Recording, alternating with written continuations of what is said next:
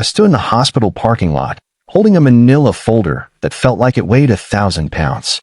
Inside were test results, treatment options, and a timeline that started with the words Stage 2 testicular cancer. My hands wouldn't stop shaking. The October wind cut through my jacket, but I barely felt it. What I felt was Tara's silence beside me, heavy and cold like a wall had dropped between us. She stared at her car keys, not at me. Her jaw was tight, her eyes distant. I'd seen that look before, in the months when she'd started coming home late, when conversations became one-word answers, when she'd moved to the guest bedroom claiming my snoring kept her awake. "Tara," I said quietly, "we'll figure this out together." She finally looked at me then, and what I saw in her eyes wasn't fear or sadness. It was decision. Final, absolute decision. I didn't sign up to be someone's nurse, Noah. Her voice was flat, emotionless. "I can't do this. I'm not watching you waste away." The keys jingled as she unlocked her door. I stood there frozen, unable to process what was happening. She got in, started the engine, and drove away without looking back. Before we continue, please subscribe to the channel and write in the comments what time it is where you are now. My name is Noah Haynes. I'm 38 years old, and that was the day my life ended and began again. The drive home felt like moving through water. Every red light lasted forever. Every song on the radio seemed specifically chosen to mock me. A commercial about family dinners. A love song about forever. A couple holding hands at a crosswalk, laughing about something private and warm. I gripped the steering wheel until my knuckles turned white.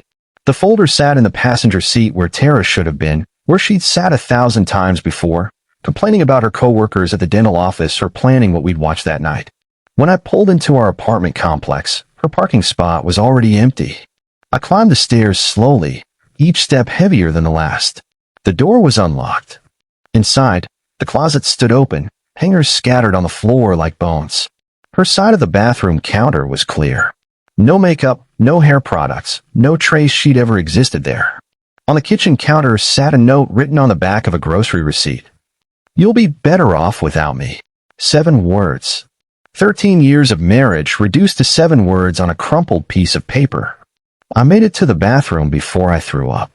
Whether it was the chemo anxiety the doctor had warned about or the heartbreak, I couldn't tell. Probably both. I tried calling her that night. Voicemail. I tried texting. Nothing. The silence in the apartment was so loud it hurt my ears. I kept expecting to hear her key in the lock, her voice calling my name, some sign this was just a nightmare I'd wake up from. The next morning, I found our neighbors avoiding eye contact in the hallway. Mrs. Patterson, who usually stopped to chat about her grandkids, suddenly remembered something urgent in her apartment. Word had spread fast. In a building this small, secrets didn't last long. The mail came 3 days later. Among the bills was a notice from the insurance company. Tara had called them the same day she left, removing herself as the emergency contact and secondary cardholder.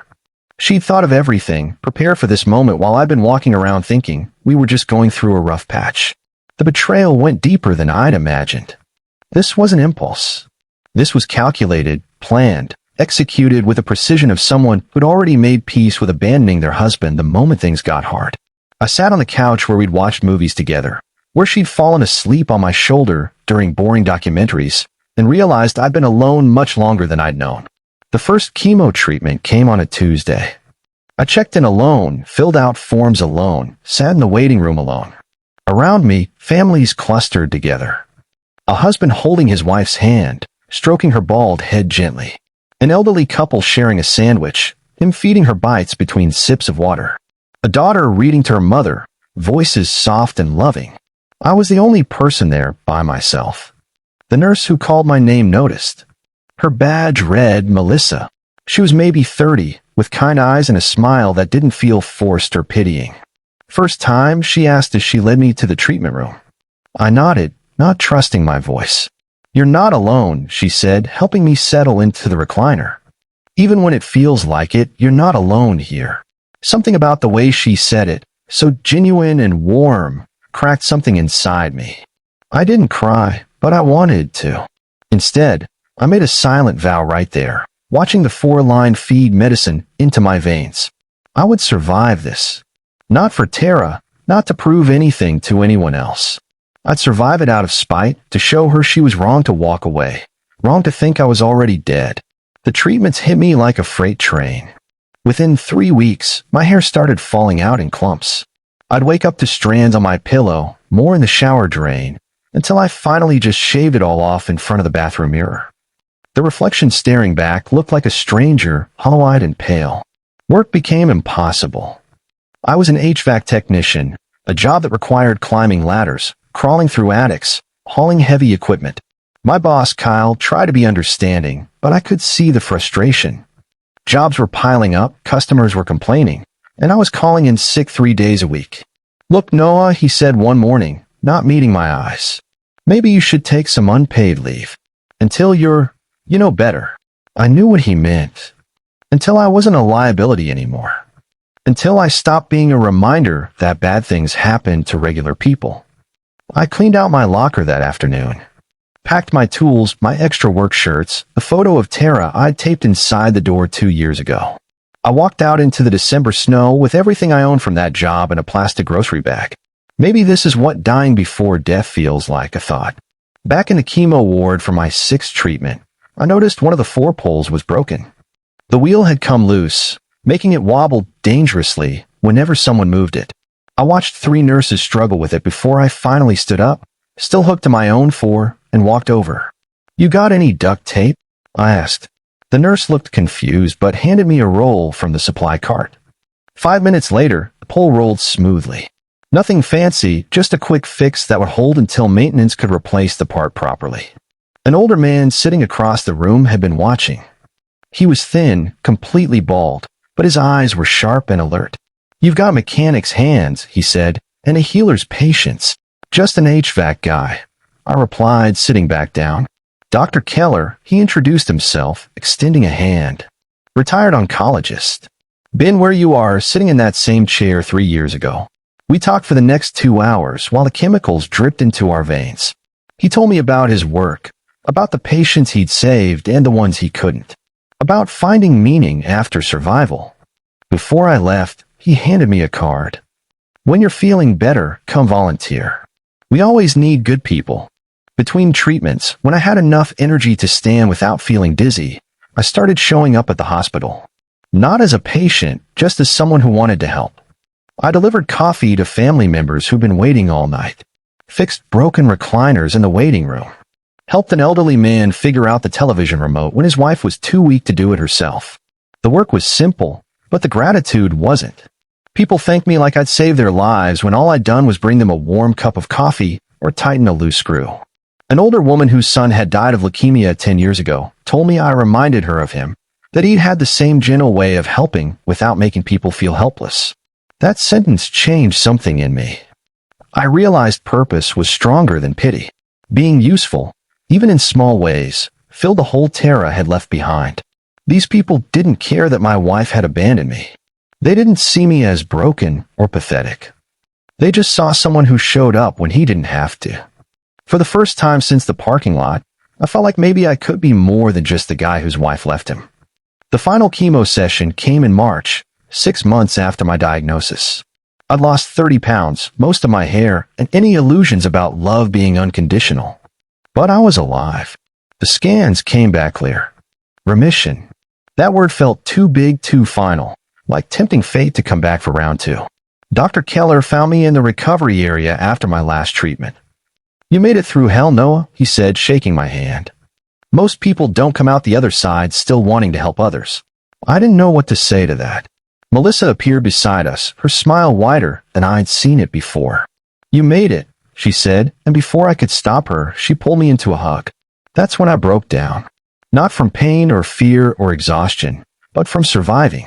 From making it to the other side when there were moments I'd been sure I wouldn't. When Tara's voice had whispered in my head that she'd been right to leave, that I was already dead, that fighting was pointless. But I'd fought anyway. And I'd won.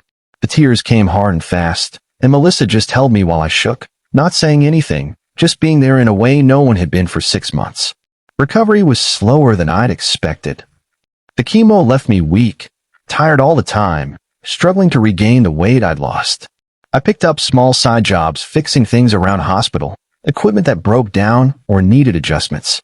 The work was easy, mindless, but it kept me busy and brought in enough money to cover rent.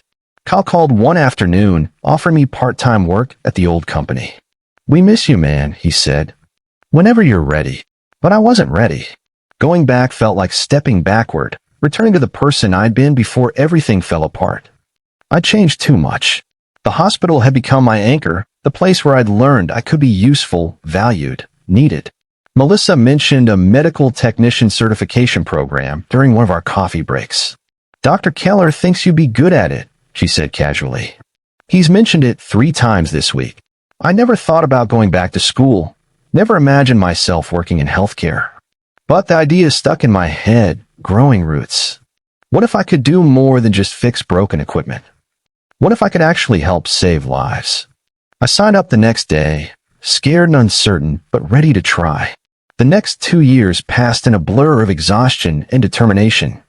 I studied late into the night, worked odd jobs during the day, attended classes whenever I could squeeze them in. There were moments I wanted to quit, moments the textbooks made no sense and the medical terminology felt like a foreign language I'd never master. But Dr. Keller kept checking in, encouraging me. Melissa brought me coffee during study sessions. Other volunteers at the hospital asked how my classes were going, genuinely interested in my progress. I wasn't alone anymore, and that made all the difference. I passed my certification exam on the 2nd try. When Dr. Keller found out, he took me to lunch and proposed something I'd never imagined. "I want to open a small outpatient clinic," he said.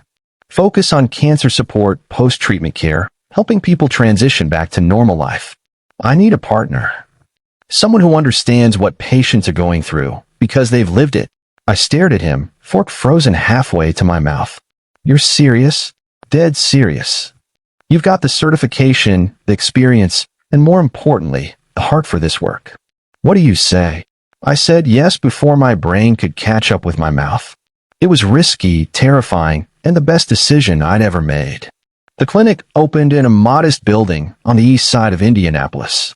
Nothing fancy, just 3 examination rooms, a small waiting area, and an office we'd split between us. But when I stood outside that first morning, staring up at the sign that read Haynes Oncology Support Center, my hands trembled the same way they had 3 years earlier in the hospital parking lot. Only this time, it wasn't from fear. It was from pride. From disbelief that I'd made it here, from the ruins of that day to this moment where my name was on a building, where I'd built something meaningful from the ashes of the worst thing that ever happened to me. Melissa helped with the grand opening, greeting patients and organizing the front desk until we could hire permanent staff. Dr. Keller handled the medical side while I focused on patient support and equipment management. We were a small team, but we worked well together, each of us understanding what it meant to fight and survive. Our first patient was a 42-year-old woman named Brenda, scared and newly diagnosed. I sat with her for an hour, just talking, answering questions, sharing my own story when she asked. When she left, she was crying, but not from fear. From relief, because someone understood. That's when I knew we'd built something that mattered. Melissa and I grew closer over the months. We'd grab dinner after long shifts, sit in comfortable silence after particularly hard days, share stories about patients who touched us. I found myself looking forward to seeing her each morning, the way her smile could brighten the worst days. But I hesitated to call it love. The betrayal scar from Tara still lingered, making me cautious, afraid to trust again. Melissa never pushed, never demanded more than I could give. She just stayed steady and patient, proving through actions that not everyone leaves when things get difficult. One night, over cheap Chinese takeout in the break room, she said something that changed everything. "You're not defined by who left, Noah. You're defined by who stayed standing." I looked at her across the table, really looked at her, and saw someone who'd been there through my worst moments without ever making me feel weak or broken. Someone who celebrated my victories and supported me through setbacks. Someone who showed up day after day, choosing to be there. For the first time since Tara drove away, I smiled and meant it. Really, truly meant it. 6 months after opening, a reporter from the Indianapolis Gazette contacted us. She wanted to write a feature about the clinic, about the cancer survivor who'd opened his own treatment center. I agreed reluctantly, uncomfortable with the attention but understanding it might help bring in more patients. The article ran on a Sunday. From patient to healer, local man opens cancer support clinic, read the headline, with a photo of me standing outside the building. The piece was generous, focusing on my journey and the clinic's mission. By Monday morning, our phone was ringing off the hook. Patients wanting appointments, people offering donations, other survivors sharing their own stories. The article had been shared hundreds of times online, comments pouring in from people who'd been touched by the story. One comment caught my eye, posted by an account with no profile picture. "I think I used to know this guy." I stared at those words for a long time, wondering who'd written them, not realizing it was from Tara's new husband, showing her the article, asking if that was her ex she told him had died. Tara saw the article 3 days later. She'd been living in a cramped apartment on the west side after her second husband's business collapsed, taking their savings and her comfortable lifestyle with it. The divorce was pending, lawyers arguing over debts neither of them could pay. She scrolled through the photos of Noah's clinic, his smiling staff, the patients praising him in the comments. Her reflection flickered on the phone screen. Older now, harder around the edges, nothing like the confident woman who'd driven away from that hospital parking lot. Regret crept in slowly, unwanted and insistent. She'd convinced herself she'd made the right choice, that staying would have destroyed her, that Noah would have died anyway and taken her down with him. But here he was, alive and thriving, building something meaningful while her own life crumbled. Pride kept her from reaching out. What would she even say? "Sorry, I abandoned you on the worst day of your life. Sorry, I was wrong about everything." Some apologies couldn't be spoken because they couldn't be forgiven. She closed the article and tried to forget.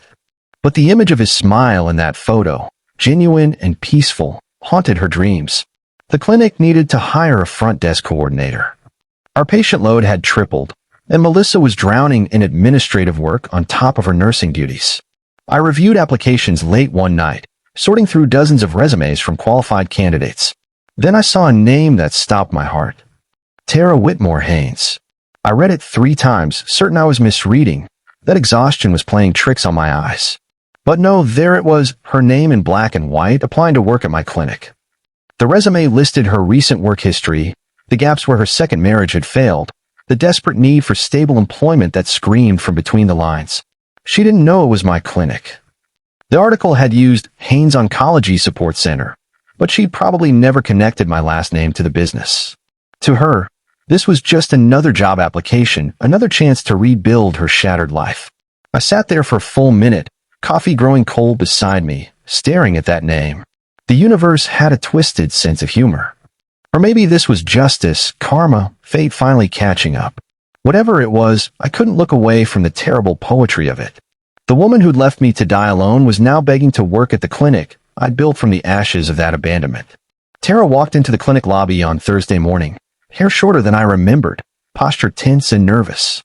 I watched from the office window as Melissa greeted her warmly, offering coffee and asking her to wait while they prepared for the interview. I took my time, letting her sit in the waiting room where scared patients clutched clipboards and hope.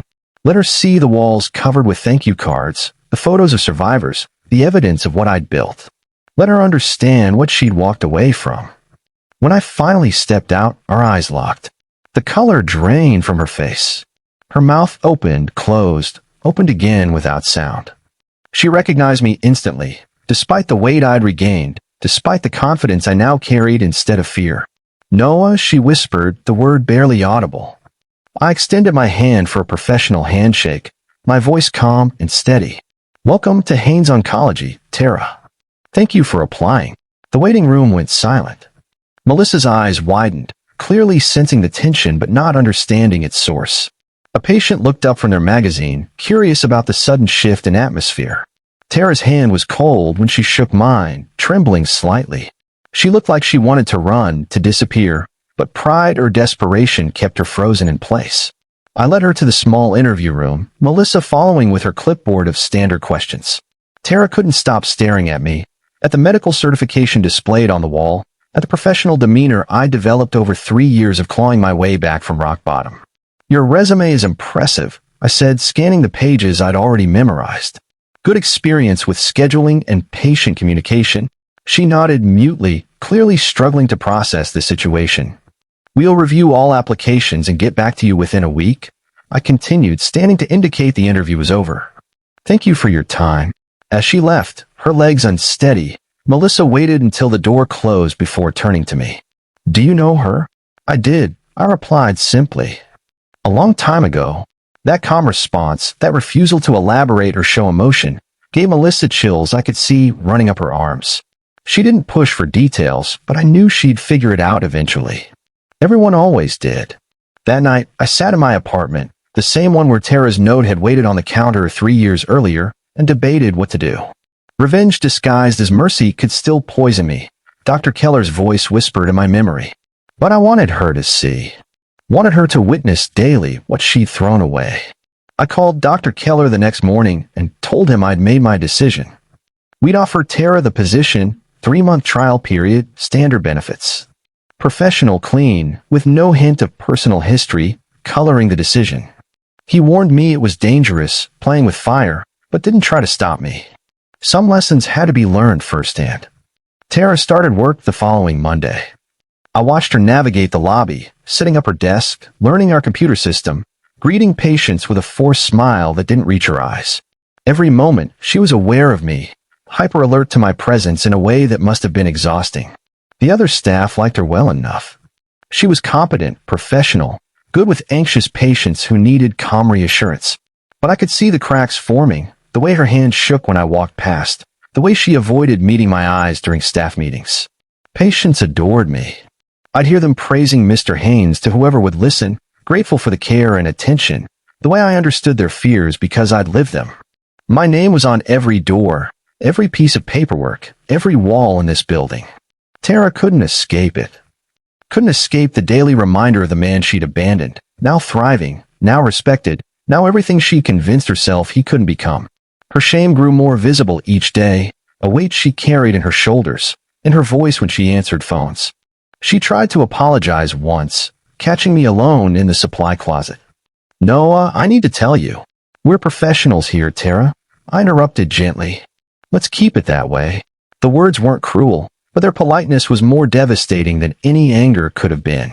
She nodded and fled, leaving me standing among the medical supplies, wondering if I was doing the right thing or just prolonging both our suffering. 2 months into her trial period, cracks in Tara's life became visible to everyone. She started arriving late, blaming traffic or alarm clock failures. Dark circles appeared under her eyes.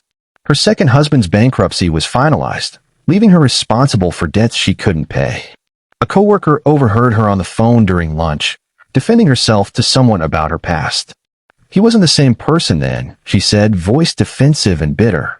"I did what I had to do. Anyone would have done the same." The coworker mentioned it to Melissa, who mentioned it to me. I listened without reaction, filed the information away, and continued treating Tara with the same professional courtesy I showed everyone. But the words stung more than I wanted to admit. She was still justifying it, still convinced she'd made the reasonable choice, that I'd somehow forced her hand by getting sick. The victim narrative was easier to live with than admitting she'd failed the most basic test of marriage vows. I called her into my office that afternoon. She came reluctantly, probably expecting to be fired, shoulders hunched in preparation for the blow. "You don't have to lie about me anymore, Tara," I said quietly, calmly, looking her directly in the eyes. The truth already did its job. She left without a word, but I saw tears on her cheeks, and somehow that didn't bring the satisfaction I'd expected. Tara's financial situation continued deteriorating.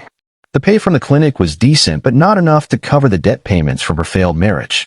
When payroll was delayed by 3 days due to clinic restructuring and bank issues, she broke down crying at her desk. I watched from the office doorway as Melissa comforted her, offering tissues and kind words. The scene reminded me painfully of the parking lot 3 years earlier, standing there holding my diagnosis while Tara drove away without looking back. Now she was the one breaking down, and I was the one watching from a distance, unmoved. But I said nothing. Didn't fire her, didn't comfort her, didn't gloat. Just watched the universe balance its scales in real time, wondering when this would start feeling like victory instead of just sadness. Dr. Keller pulled me aside later that day. "Is this what you wanted?" he asked, not judging, just genuinely curious. I thought about the question for a long time before answering. I thought it was. But watching her fall apart doesn't fix what she broke in me. It just breaks someone else. "Then maybe it's time to let her go," he suggested gently. Not from the job, from your head. She's already living her consequence. You don't need to witness it. He was right, but letting go felt like admitting she'd won somehow, like her betrayal didn't matter enough to hold on to. I wasn't ready for that yet. Melissa finally learned the full story 3 weeks later. She'd pieced together hints and overheard conversations until she cornered me after closing, demanding the truth. I told her everything, watching her face transform from confusion to horror to fury. She left you the day you got your diagnosis? Melissa's voice rose with each word. And now she has the nerve to work here, in a clinic you built from surviving what she abandoned you to? Yes, I said simply. I'm going to fire her right now. I'm going to tell her exactly what kind of person she... No. I caught Melissa's arm gently. You're not going to do anything. Noah, she doesn't deserve your protection. I'm not protecting her, I explained. I'm protecting me. She's already living her consequence. Every day she walks through those doors, she sees what she threw away. That's punishment enough. Melissa studied my face for a long moment before nodding slowly. You're a better person than I am. I'd have fired her on day one. Maybe I admit it. Or maybe I just finally understand that revenge doesn't heal anything. It just gives you a different kind of scar. It was the first time I'd said those words out loud, and hearing them made them true. The anger I'd carried for 3 years started loosening its grip, just slightly, just enough to let me breathe a little easier. Tara finally asked to speak with me privately after a particularly rough shift. We sat in the empty break room, coffee growing cold between us, the silence heavy with 3 years of unspoken words. I need you to understand why I left, she began, voice shaking. I watched my mother die of cancer when I was 15. Months of suffering, of wasting away, of her begging for it to end. I couldn't watch that happen to you. So you left me to go through it alone. I said, not angry, just stating fact. I thought you were going to die, Noah. Everyone said stage 2 cancer, and all I heard was terminal. I didn't want to watch it happen. I'm not strong like you. I never was. Her confession hung in the air. Part of me wanted to tell her she'd been wrong, that I'd survived, that her fear had been unfounded. But another part understood that fear didn't ask permission or wait for facts. It just consumed everything in its path. I did die, Tara, I said finally. Just not the way you thought. The person I was in that parking lot, the man who would have begged you to stay, who thought your love was worth drowning for. He died during the first chemo treatment. What survived was something different. She looked up at me, tears streaming freely now. I destroyed you. No, I corrected gently. You destroyed us. But I rebuilt me. That's the difference. Tara quit the next day. Left a polite resignation letter on my desk, citing personal reasons and thanking us for the opportunity. I read it once, filed it away, and moved on with my morning. Melissa looked relieved. Dr. Keller nodded approvingly. The clinic continued operating exactly as it had before. But 3 months later, an email appeared in my inbox. Just one line from Tara's address. I hope you're happy. I stared at those 4 words for a long time, trying to decipher if they were sincere or bitter, if she meant them as a wish or an accusation. In the end, it didn't matter. I typed my response carefully, meaning every word. I hope you find peace too. And I meant it. Not for her sake, but for mine. Because holding on to anger towards someone who'd already punished herself far more than I ever could was like drinking poison and expecting her to die. Forgiveness wasn't about excusing what she'd done. It was about freeing myself from the weight of carrying it. The emotional release that followed was quiet but profound. Like setting down a bag I'd been carrying for so long, I'd forgotten what it felt like to walk without it. My shoulders felt lighter. My chest expanded with breath I didn't know I'd been holding. Melissa noticed the change immediately. You let her go, she said that evening, more statement than question. I nodded. Finally. She kissed me then, gentle and certain, and I kissed her back without the ghost of Tara standing between us anymore. 2 years passed. The clinic expanded, hiring more staff, serving more patients, building partnerships with hospitals across Indianapolis. My name appeared in medical journals, speaking at conferences about post-treatment support and the importance of addressing patients' emotional needs alongside their physical care. Dr. Keller retired for real this time, leaving me as the clinic's director. Melissa and I bought a house together, nothing fancy but ours, filled with plants she insisted on nurturing and weekend projects I'd tackle with tools that no longer reminded me of the job I'd lost. I heard through mutual acquaintances that Tara had moved to another state, started fresh somewhere no one knew her story. I hoped she'd found what she was looking for, whatever that was. My life no longer had room for her, for anger or regret or the bitter satisfaction of watching an old enemy struggle. The clinic thrived because we genuinely cared about our patients, about treating them as whole people rather than just cases to solve. I understood their fear because I'd felt it. I understood their need for hope because I'd needed it desperately. That empathy, born from the worst experience of my life, became the foundation of everything I built. Sometimes I walked through the waiting room, seeing my younger self in every scared patient clutching their test results, and I felt profound gratitude for the journey that brought me here. One morning in early spring, I walked into the waiting room and saw a young couple sitting together.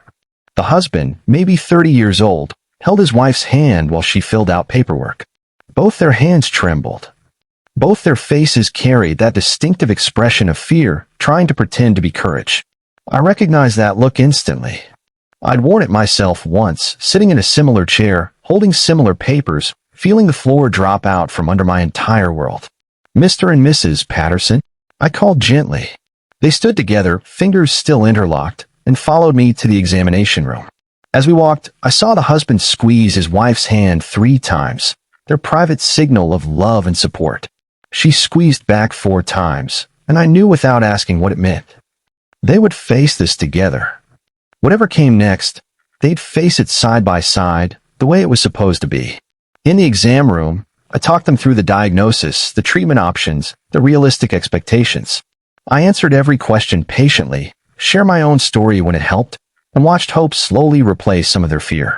When they left an hour later, they were still holding hands, still trembling, but also smiling slightly. The husband paused at the door. "Thank you," he said, "for understanding." After they left, I returned to the waiting room where a framed article hung on the wall. The headline read, "He turned his pain into healing for others." Below it, a photo of me standing outside the clinic, smiling genuinely, completely at peace. The man in that photo bore no resemblance to the terrified, abandoned man who'd stood in a parking lot 3 years earlier, watching his wife drive away. That person was gone, replaced by someone stronger, kinder, more purposeful. I'd been given a choice in that parking lot, though I hadn't recognized it at the time. Tara leaving could have destroyed me, could have confirmed every fear that I was disposable, unlovable, not worth fighting for. Instead, it became the catalyst for becoming someone I actually respected, someone who helped others through their darkest moments because he'd survived his own. The full circle was complete. The man once abandoned now helped others survive their abandonment, their fear, their darkest days. And that, not revenge or bitterness or watching Tara struggle, was the real victory. Justice wasn't making her suffer. Justice was building something beautiful from the ruins she'd left behind, proving that betrayal doesn't have to be the end of the story. Sometimes it's just the beginning of a better one. I turned back toward my office, where Melissa waited with patient files and that smile that made every hard day bearable, and realized something profound. I was happy. Genuinely, completely happy. Not despite what happened, but because of what I'd built from it. And that was worth more than any revenge could ever be.